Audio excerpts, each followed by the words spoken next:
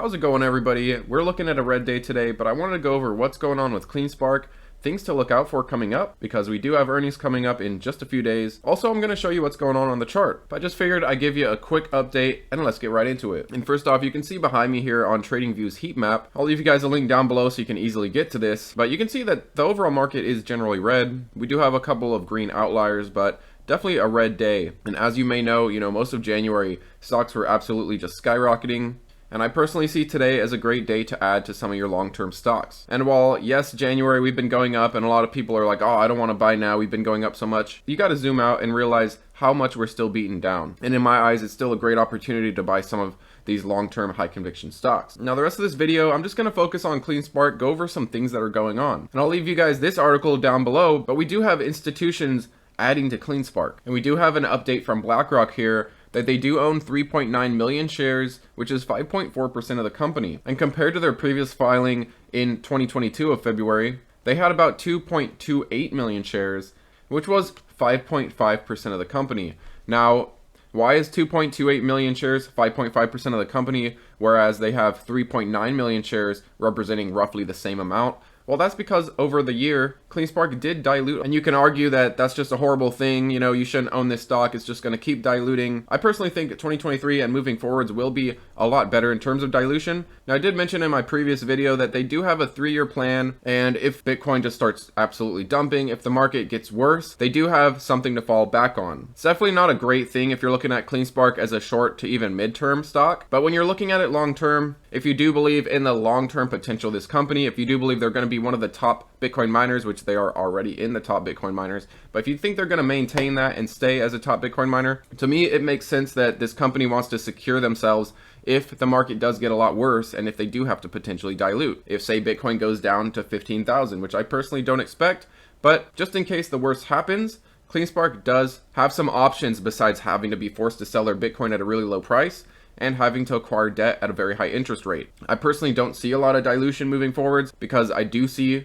Bitcoin going up over the coming year, but it's one thing to be aware of that, Cleanspark can still dilute. So hopefully you understand why, this company still owns the same 5%, although they do own more shares. But one thing to think about is BlackRock sees something in Cleanspark. They have been adding to it. Now, just like with Workhorse and Bingo, I did cover those in some previous videos, how BlackRock has been adding to those stocks as well. Maybe they know something coming up. As we all know, these large institutions are known for just always buying the bottom, buying during the accumulation phase, and then selling during a huge run up, selling to us retail. Are they planning on doing the same thing? Maybe they're loading up their holdings in anticipation of retail, taking over the market again and just pushing all of these stocks exponentially higher. One thing to think about, maybe they see a lot of value in Cleanspark and they want all of their different funds, different ETFs, things like that, to have a little bit of Cleanspark in those portfolios. Now, we do have an increase of 2.3% or 5 more owners reporting positions in Cleanspark, and the Vanguard Total Stock Market Index Fund investor shares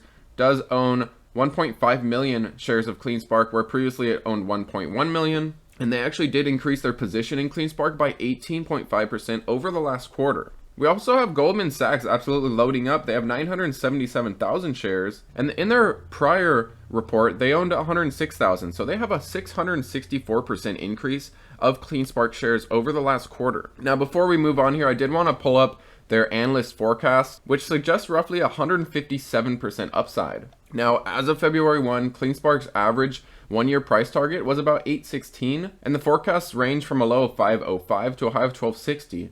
And this average price, which is the 816, represents about 157% increase from Cleanspark's last price of $3.17. Now, they also mentioned here that the projected annual revenue for Cleanspark moving forwards is $228 million, or an increase of 73%.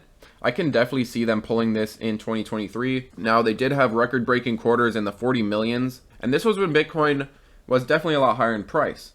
But one thing to think about is, as Bitcoin goes up in price, compared to previous quarters where, say, Bitcoin was at $30,000-$40,000 and Cleanspark was pulling in, 30, 40 million, I personally think when we get back up there on Bitcoin, back in the 30s to 40,000s, Cleanspark will have absolutely record-breaking quarters, just being that their hash rate has increased so much.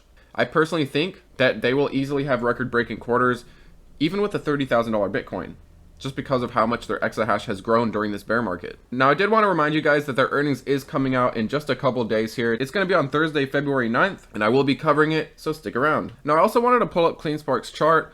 We have been in this general uptrend ever since the beginning of the year, just like a lot of stocks. But we do have a very clear resistance that I think if we break out of it, this will push Cleanspark in a major way. And this is roughly this $4 wall that we have to break through. You can see that as we approached it, we started pulling back. I think if we can continue up in this general uptrend, we will break out of this 4 and we will push much higher. But it's really a matter of us actually breaking $4. But it would be great to see us break $4 and flip it and use it as a support, kind of like what we saw here. Until we finally flip it, it may remain a resistance for us. And I also wanted to mention that they did give their mining update and it was absolutely fantastic. So while this quarter they're about to report doesn't include January, I do believe that their next earnings is going to blow a lot of previous earnings out of the water. However, this one I'm a bit iffy on. This earnings coming out in just a couple days. I'm a bit iffy on. I did give you guys a video previously. I'll leave it down below for you. I'll also leave you a video down below about their Bitcoin mining update. Definitely a lot of good things in there, and I do think it's going to continue getting better and better from here. Now, some of you might notice Bitcoin over the weekend has been pulling back a little bit and definitely showing a little bit of fear. However, you'll see that we're still maintaining our 22,300. As I've said before, this is a very important level to watch. If we do break this, we're very likely to pull back into this $20,000 area. But I do like what I'm seeing. On the second, Bitcoin pushed a new local high. And while we did pull back a bit since then, we haven't created new lower lows. And some of you might be worried that, oh, I missed Bitcoin. I wish I would have bought under 20,000. Now it's too late.